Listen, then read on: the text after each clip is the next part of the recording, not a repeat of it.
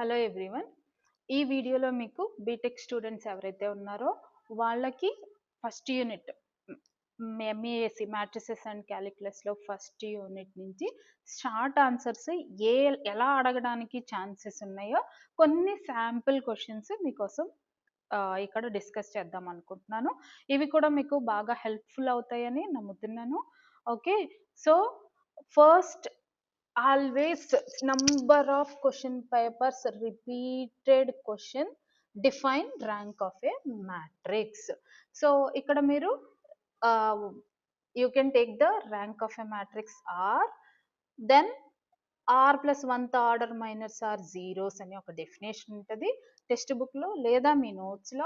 ఆ డెఫినేషన్ని రాయాల్సి ఉంటుంది. కానీ ఎక్లోన్ ఫామ్ నార్మల్ ఫామ్లో number of non zero rose equal to rank అని ఉంటుంది, అది రాయకూడదు.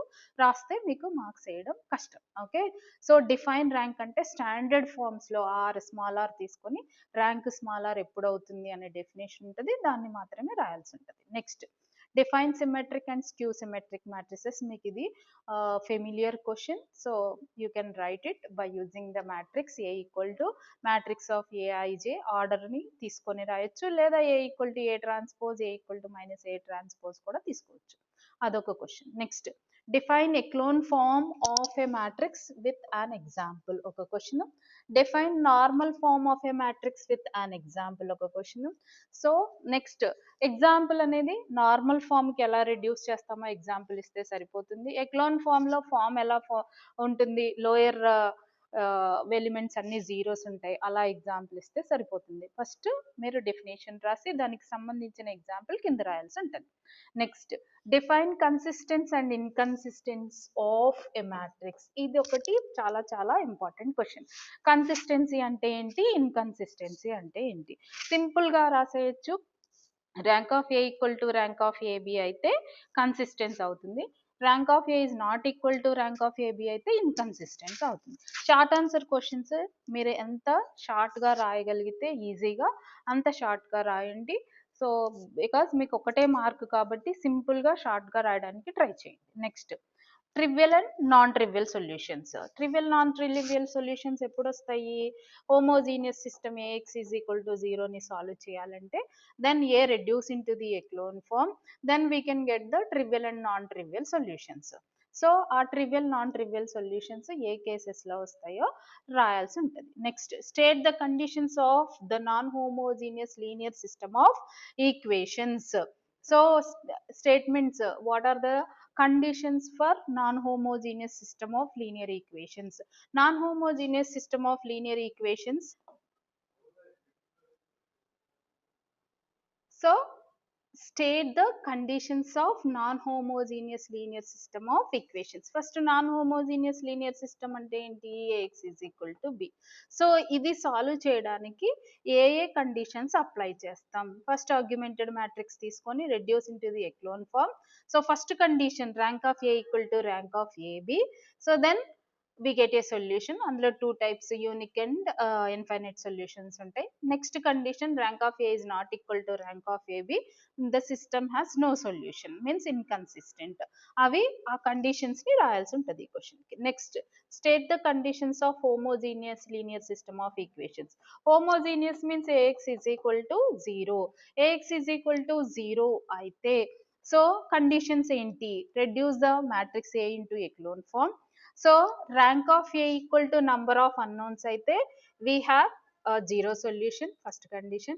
Rank of A is less than number of unknowns అయితే we have non-trivial solution, infinite number of solutions అనేది రాయాల్సి ఉంటుంది ఇక్కడ. Next, what is the next very very important question, ninth question. So what is the value of k if the rank of A is 2, where A equal to 1 2 3 2k 7 3 6 10. So compulsory you can go through with two options, one is echelon form, one is determinant of A equal to 0. ఎందుకు?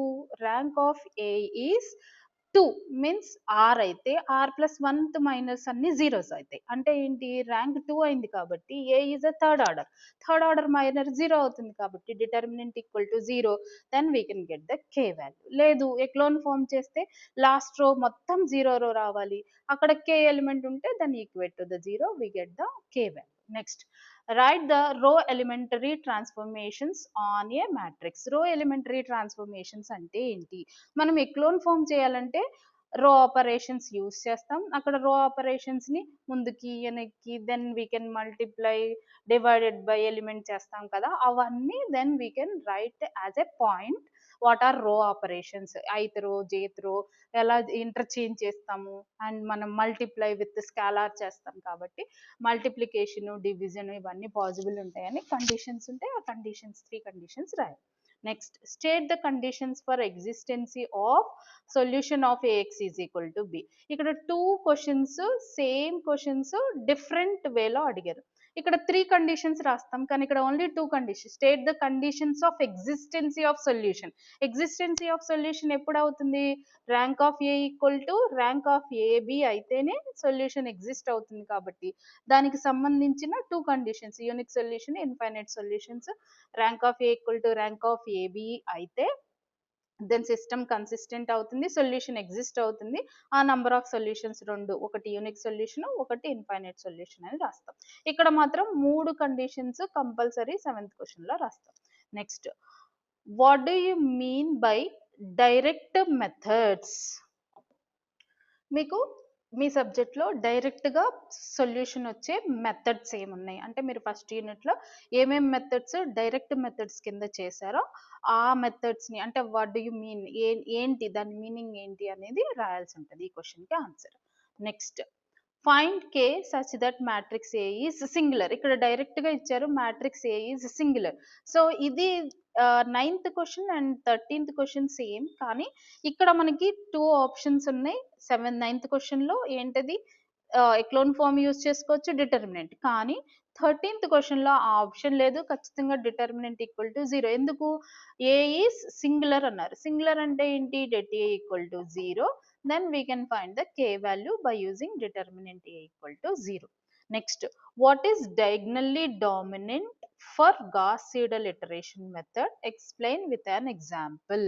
So diagonally dominant system ante enti, so explain oka example ante number of equations edaina sare dominant system manaki already 10x plus y plus 3z is equal to 0, y plus 10x plus 4y equal to 0, x plus 2y plus 10z is equal to 0. ఇలా diagonally dominant system ఉన్న example ఏదైనా తీసుకొని ఏమంటారు, ఏంటి diagonally dominant system అంటే ఏంటి అనేది solution రాయాల్సి ఉంటుంది ఈ క్వశ్చన్కి.